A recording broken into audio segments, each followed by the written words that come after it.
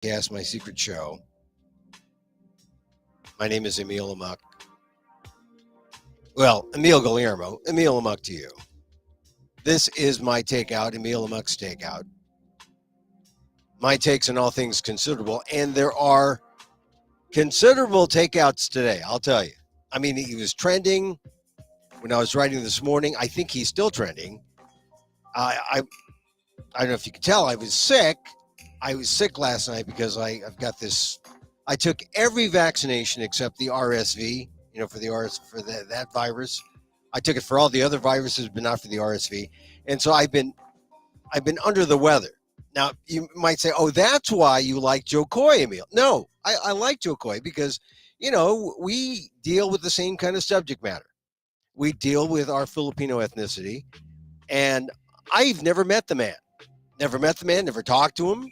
I've seen him on Netflix, but we cover the same ground, so I don't really like to see too much of him because I don't want to be more derivative than I already am. If you're Filipino, there's a kinship.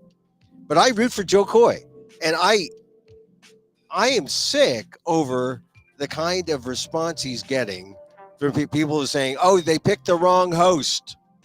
They didn't pick the wrong host. They picked the right host. Wrong. How can you have the wrong host after Ricky Gervais? How can you have a wrong host after the kind of insults hurled by Ricky Gervais, which I thought were fair game too? But if you're going to set a standard that, well, we want a comic who's not going to insult anyone, I think Joe Coy did just fine. I mean, if that's your standard, don't insult anyone. And Joe Coy didn't. What Joe Coy did is he's like, hey, I'm dreaming. I can't believe I'm here. I mean, like, I gotta pinch myself.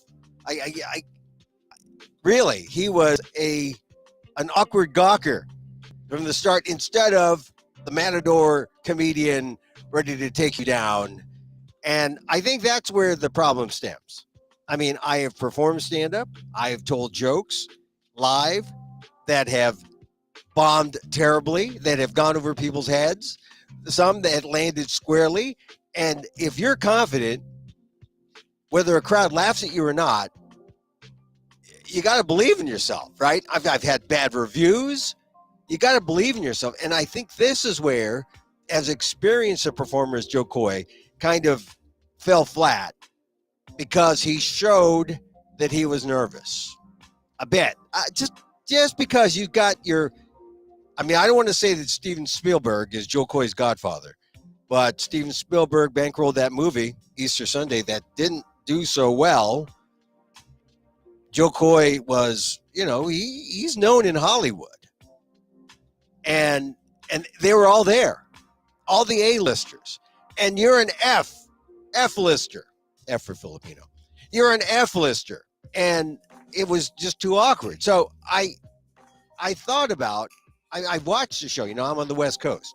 So I had the benefit of watching the 5 o'clock run. And then I watched it in rerun. And, for a 6 or 3 hour show, it moved. It was one of the few shows that actually had diversity on full display.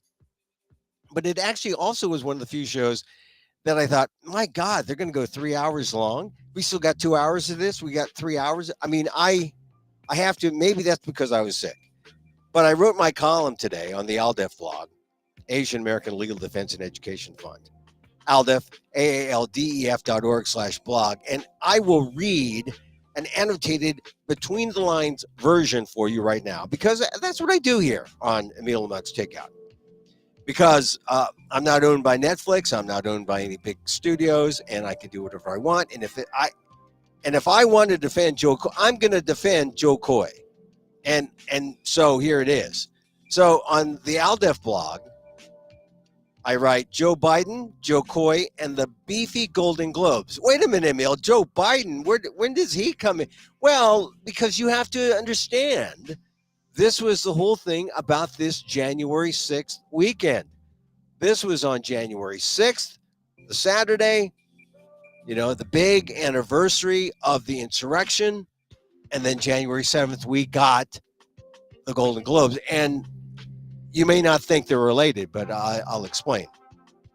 As I write, I'll get to the beef at the Golden Globes and the performance of comedian Joe Coy, all key historical Asian American first moments. But is anyone surprised, like I was, that there were no real political speeches given at the awards event on Sunday night? I mean, not a peep for the earth, the global warming, or any of the world's geopolitical hotspots, pro or con. No calls for ceasefire, or in Coy's case, cease monologue. I had to add that in, even though I but I like the guy, right? Cease monologue. That would have been funny. You know, they called some ceasefire folks called for a ceasefire at Joe Biden's speech today, Monday, the 8th, at Mother Emanuel Church in South Carolina. So that's when I was watching it, and I thought, oh, no, they could have called for a cease monologue. Anyway, there were only words of gratitude from the winners and those lucky enough to be in the room. And I will say this, I have been in that Beverly Hilton Golden Globes. I guess it's not really a conference room. It's the place where they have the Golden Globes. It's a sound stage. They've got the teleprompters. They've got, which is like right there. I mean, you see where they turned. They were looking straight at a teleprompter. That was about maybe 300, 400 feet away. And then the room is actually much smaller than you'd imagine. I mean, it's really, really cramped. So no one was masked, of course. And no one, I don't think they tested, even though COVID is spreading and everyone's getting sick. But I don't know, could have been a viral event. Anyway, it was a smallish room. And as I said, there were only words of gratitude from the winners and those lucky enough to be there. And for me, that's okay, because the crucial political speech we need for 2024 may have been given by President Joe Biden last Friday. Now, if you've heard my show, you know I went over that speech on the eve of January 6th, the third year after Insurrection Day in America, the most threatening anti-government violence in the U.S. since before the Civil War. Joe Biden let everyone know what's at stake in the 2024 elections. Whether democracy is still America's sacred cause is the most urgent question of our time, said Biden. And that's what the 2024 election is all about, he said. Make no mistake, democracy is on the ballot, and so is your freedom, said Biden. The alternative to democracy is dictatorship, the rule of one, not the rule of we, the people. The rule of one? Why, that would be Donald Trump. And to Trump, Biden said he is willing to sacrifice our democracy to put himself in power. And Biden, as he contrasted Trump's campaign with his own, said, our campaign is about America. It's about you. It's about every age and background that occupy this country. Sounds like inclusion to me, right? Which means America is all about that, diversity, equity, and inclusion. And guess which end of the political spectrum is mounting a full-scale effort against that? That would be the right. The history of January 6, 2021 is a somber one with more than 1,200 people charged with assault and nearly 900 of them convicted or pleading guilty. Said Biden, the whole world watched in disbelief and Trump did nothing. Biden noted the history, noting how Trump calls insurrectionists hostages and patriots. Like I said, if you haven't read or watched the speech, you can do so now. Go to YouTube. I got a little link in my column on the ALDEF blog, aaldef.org/blog. Go to the link. Watch it. Biden's not acting, but he deserves a Golden Globe.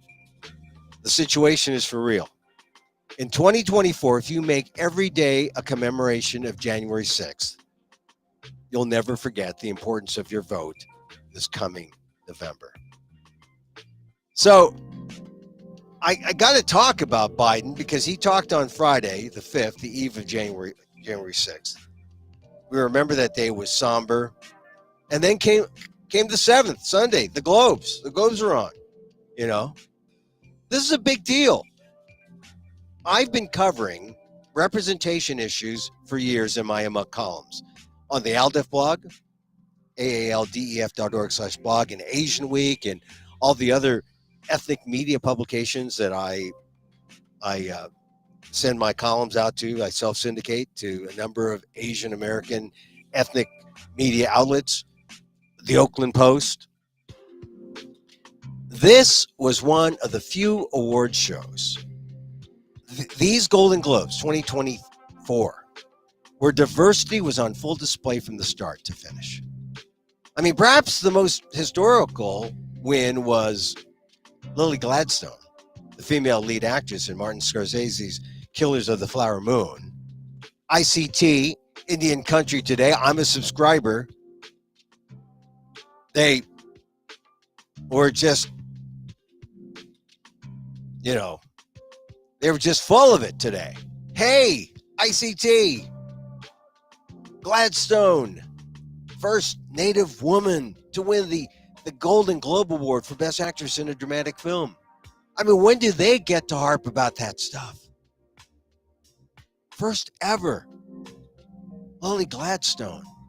She spoke a little bit of her native language. She didn't want to speak too much because she knows, she doesn't know it well because, they weren't given the opportunity to know it well, but now it's being taught. Think about that. Think about Lily Gladstone, how historical that was. Latinx, Barbie's America Ferrera, president's nominee and presenter. She was there.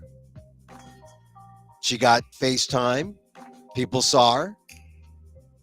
People saw Kevin Costner say her Barbie monologue in that little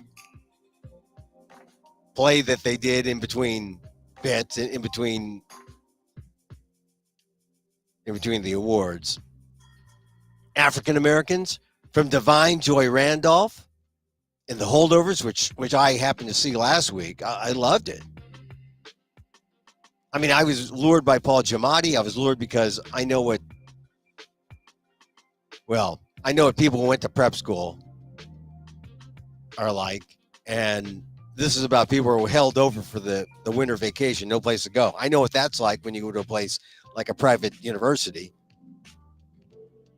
And so I had to see that. And she was wonderful. Ayo Idibiri in The Bear, who is watchable throughout. I mean, I saw the first 4. I haven't finished that. But it's, she's an emerging talent. She was honored. So diversity was there among the honorees for the first time. And ordinarily, you see a lot of Asians, especially, always complain, we don't see ourselves. And this is, some people would say, oh, come on, that's a shallow point in our democracy, Emil. Come on, grow up. But if you really want to talk about how people relate to being an American, what does the American media, what does American showbiz show out there to the public? Do they show us? Are we reflected? This is why the media was important. This is why my life has been spent pretty much, especially if you're one of the first people to be an Asian American Filipino in the media, you end up dedicating your life to trying to get others there, or trying to just make sure that people know that you're a shoulder, not a top, but you're there. And you're part of this process, this puzzle building process in America. So Asians if you haven't noticed, are really sensitive about this. Are we there, or do we? How do they show us? It's no mistake. I mean, the reason is because we're always invisible. We were made to be invisible. We were made to be excluded. They excluded first the Chinese, and then the Japanese, and then the Koreans, and the Filipinos, and then the Asian Indians. And then they brought us back as they needed us for our labor, and not in the media, not in showbiz. So this is a serious thing. And so when this happens, and suddenly you see Asians in the media, you say, oh, she's Asian. I forgot to mention Haley Steinfeld is half Filipino. You start praising the halves. You say, oh, she's half. We accept her, Haley Steinfeld.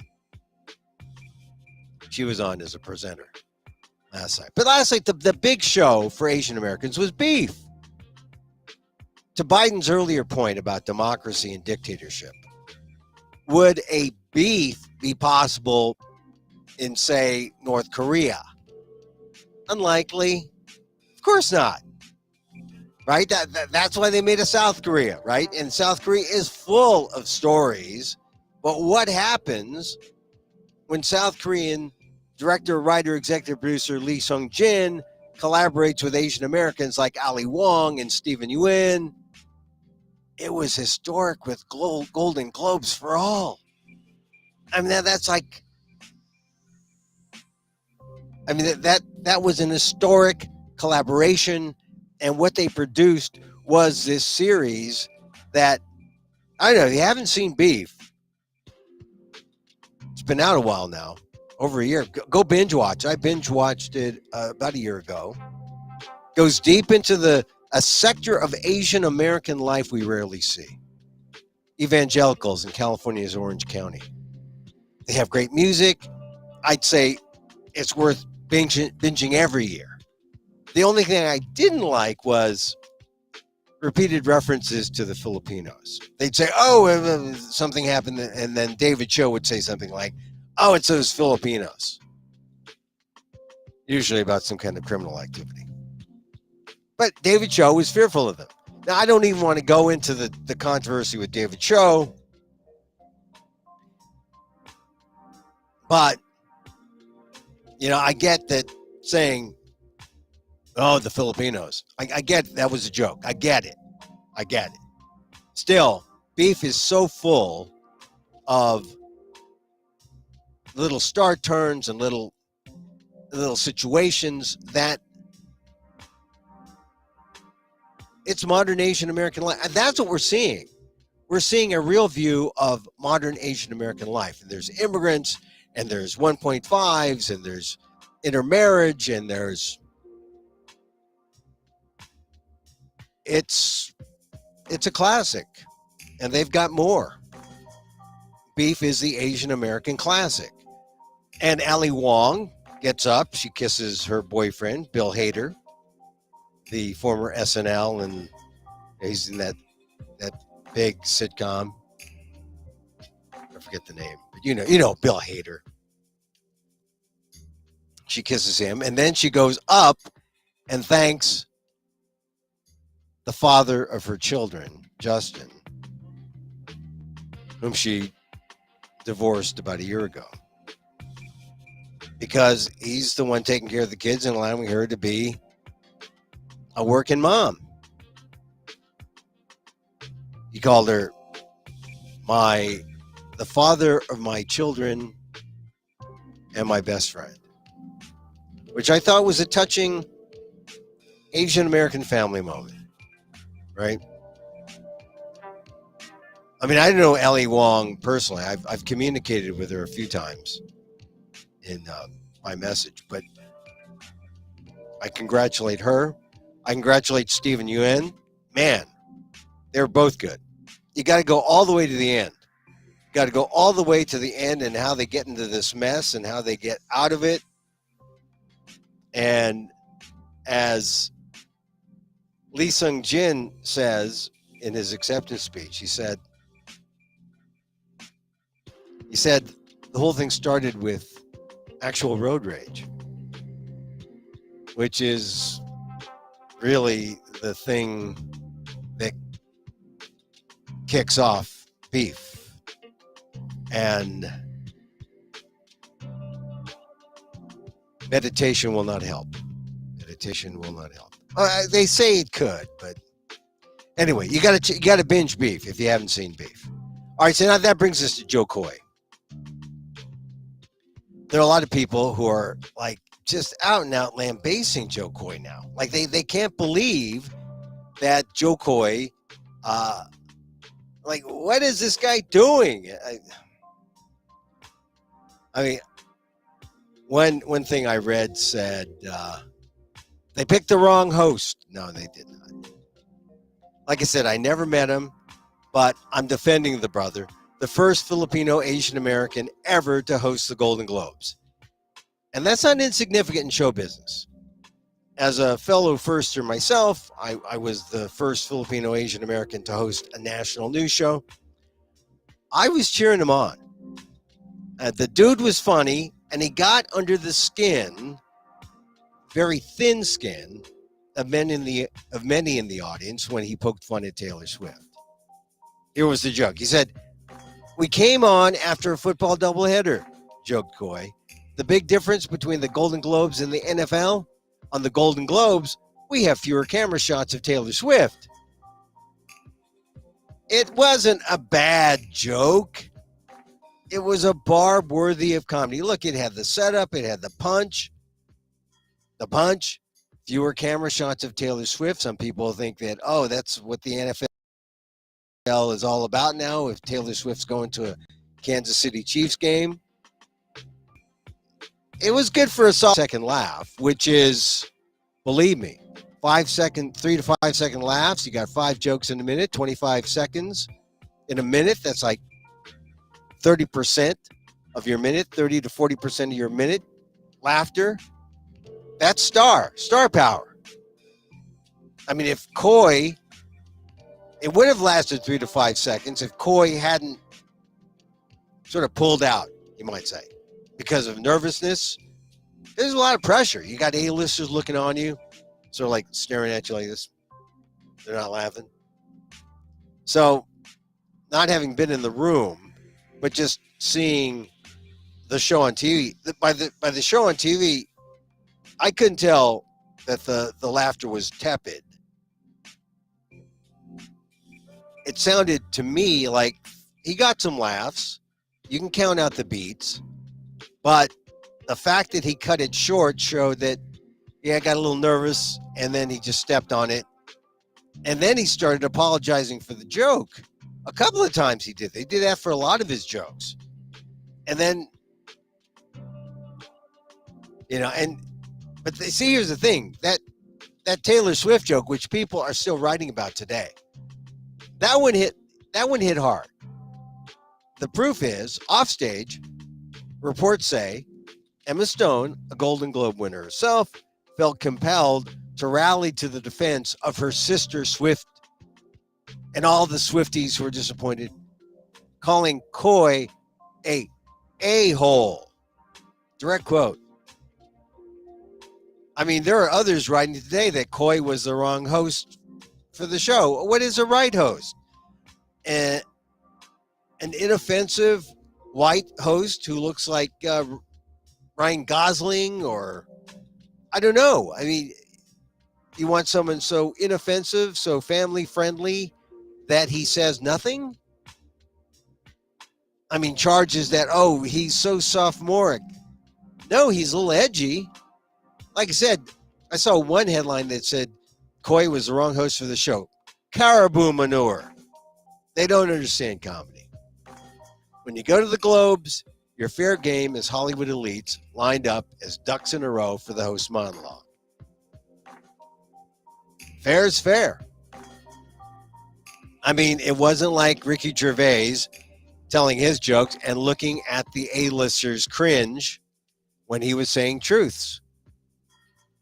In fact, the only thing that would have made Coy's appearance perfect was if Swift's suitor Kansas City, Travis Kelce, were actually to do a Will Smith toy. Now that would have blown up the internet. That would have blown up the internet. And probably would have taken care of Joe Coy for his lifetime. But it would have blown up the internet. So my question is, did Coy really bomb like many are suggesting? There was a Vanity Fair headline. Joe Coy's jokes draw stony silence at the Golden Globes 2024. That doesn't apply to his whole 10-minute set. I mean, there was some silence, but sometimes you need that pause. You need the pause to get the laughter, not to step on the laughs. I guess it's all about taste. I mean, why you say Oppenheimer and I say Barbie, right? No, I think Coy did an admirable job, given he was just announced in December as the host. He wasn't as controversial or as insulting as Ricky Gervais, as I've said. Coy's nerves just seemed to get the better of him as he played up how he watched the Globes growing up. And gee, look at all the stars in the room. Instantly, he became an uncomfortable gawker. He acted like he didn't belong. But you know, here's the thing. Joe Coy did belong. He belonged. And it was almost like a case of comedian imposter syndrome. Here's what Joe Coy said to Vanity Fair a few days ago. I am the first solo Asian to do this. I know what this means to a lot of people, especially the younger kids. Oh, also some older kids that are indirectly being inspired by this. So I've got to come through for them. And that's moving forward. That's what moving forward is all about. You know what I mean? We learn from our mistakes. The Golden Globes, it's moving forward too. It's made its share of mistakes, and now we're moving forward, and it's in the right direction. And look, he's putting it in the positive spin, but that's it. Look, and when you tell a joke, you don't know if it's going to hit or miss. I think, on balance, he got a lot of laughs. He may not have been a shiny star 10. He might have been more of a 7.5, 8, because there were some awkward moments. But he recovered as a working comic. A veteran working comic. He knows how to come back. And I think for the most part, it's fair to say that he did what a host was supposed to do. Engage everyone, have them respond. And, you know, it's remarkable. You look at the show to see how few times the host actually gets to say anything except in that 10-minute segment. And then most of the time it's the voiceover guy saying, no, here's that guy who's off stage reading a script, doesn't have to tell jokes. He's just a continuity guy. But, you know, I want to defend Joe Coy. He scored more when he was edgier, for sure. When he joked about Killers of the Flower Moon, director Martin Scorsese's Native American drama, Coy praised the cast, including Gladstone, who would, by night's end, become the first Native American to win Best Actress in a Motion Picture, which is a big deal. Said Coy, to more laughs. The one thing I learned about that movie is that white people stole everything. Too true? Is that too true? Got some laughs. 100% of everything, he said. You took the land, you took the oil, you took the premise of the movie. More laughs. That would have been a solid 4-second laugh. But it ended abruptly when someone in the crowd, maybe it was Scorsese, who was sitting in the front, said it was his premise. And then Coy asked aloud, that was your premise? It's just that the room is really white, he said. But Coy struck a nerve. That used to be known as a comedian's job, but apparently not in the age of cancel culture. So Coy may not have been as great as he's been in some performances that I have seen filmed of him, but not so terrible as some reports are saying the morning after, right? I mean, I saw this one that's really kind of damning. It says Joe Coy was, they kind of trashed the Globes, saying it wasn't just Joe Coy's fault, but it says that talked about a rebuilding year. The most pressing trouble facing the show was the matter of who would host, says this Vanity Fair critic. The Globe once enjoyed a near decade-long run of memorable emceeing between Ricky Gervais's smug iconoclasm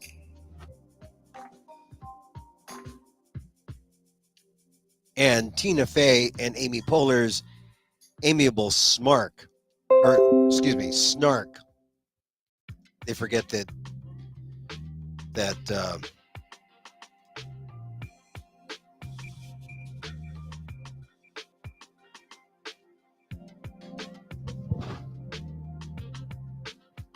excuse me, I'm coughing here.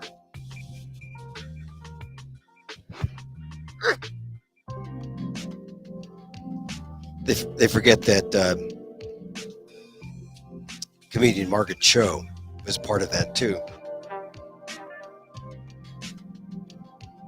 Excuse me. Anyway, to get back to his comments,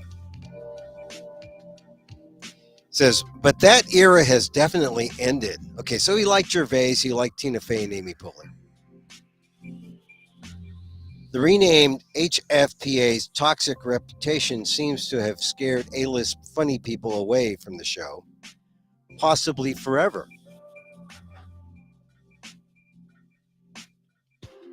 Now here's a comedian, Jared Carmichael, he mentions. Last year, cult favorite comedian Jared Carmichael hosted the show, which resulted in Carmichael's delivering a searing monologue about the very real diversity problem that has long plagued the institution. That meant this year the Globes had to dig further down into the barrel, which is not necessarily true. You know, I would suspect that Joe Coy was named because, well, he's got relationships with Spielberg. He's got relationships with, certainly relationships with Netflix. So possibly he had a Netflix joke there about the Royals that some people said seemed to go over well. But this Vanity Fair writer says, they came up with Joe Coy, a successful and long-laboring comedian who nonetheless is not exactly a household name to many viewers. Like, I don't know if that's the point.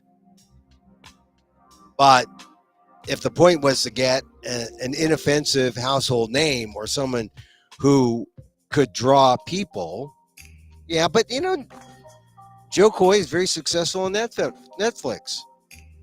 He was a late hire, announced only a couple weeks before the ceremony. People following the various undulations of the Globe scratched their heads, but remained cautiously optimistic. Maybe someone unexpected was just what the campaign season doctors ordered. That optimism was near instantly dashed when Coy took the stage to open the show. A horrid sophomoric mismatch of lazy jokes. It's not, I think that goes too far. He did have a joke about Barbie has big boobies, but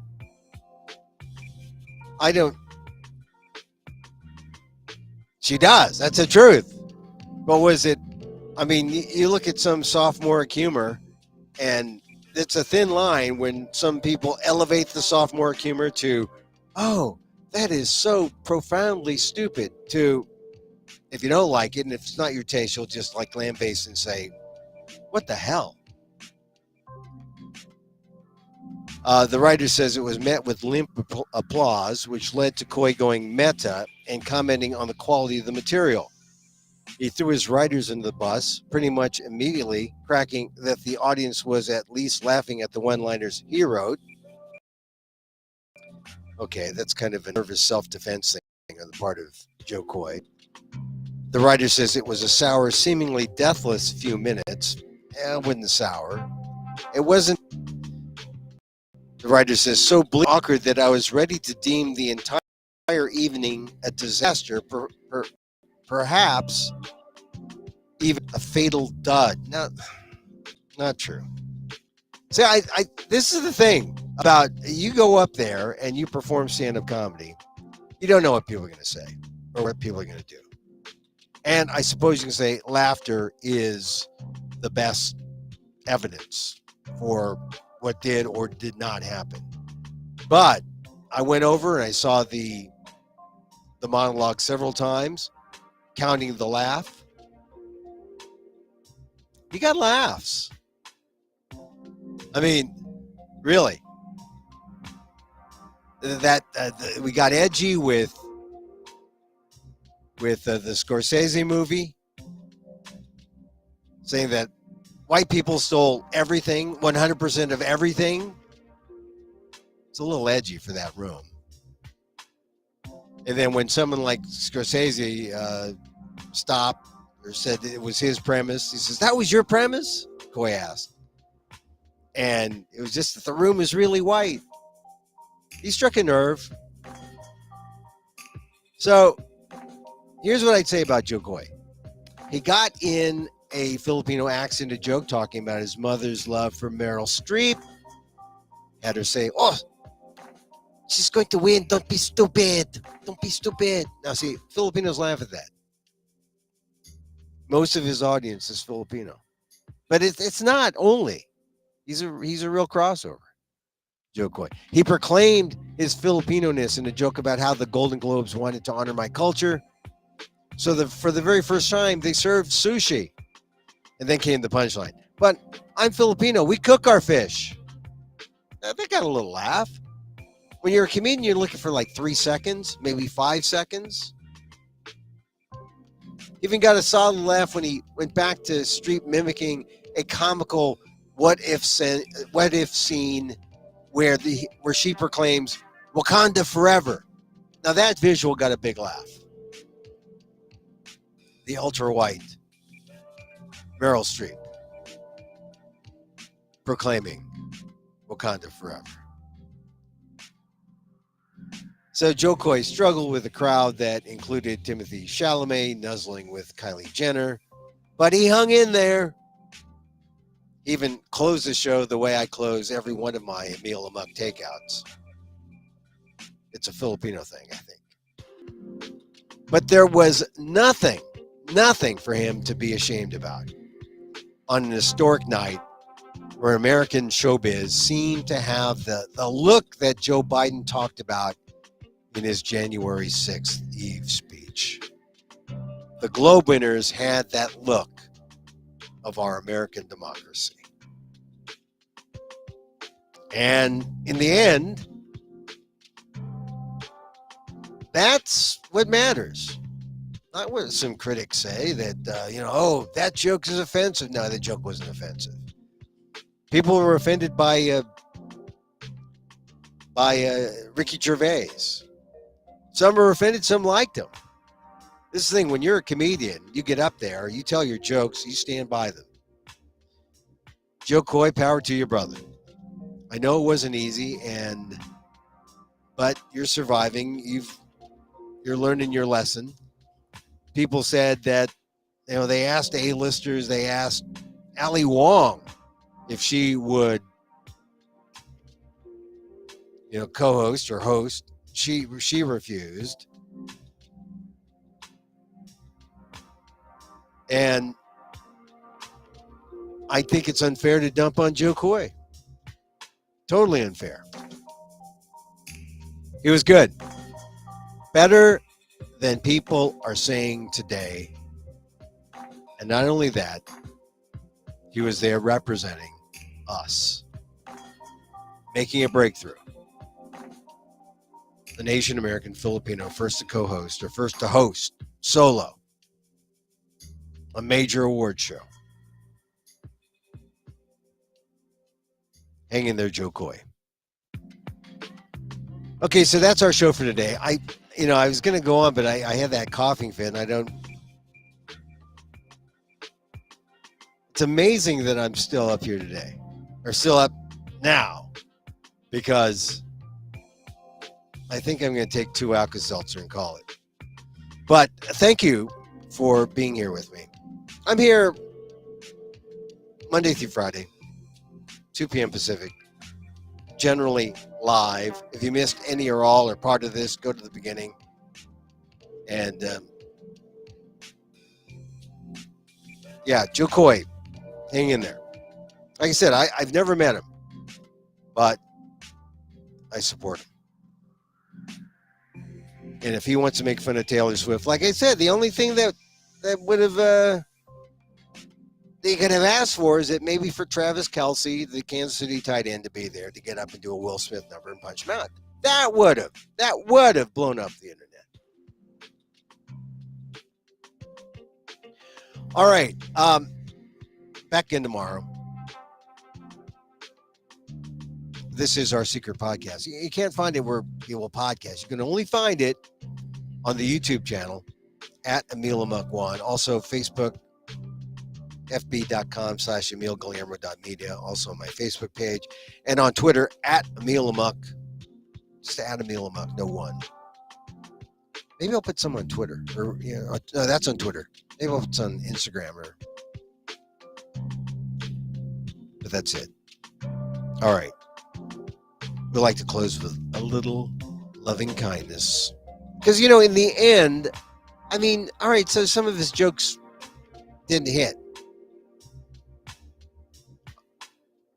In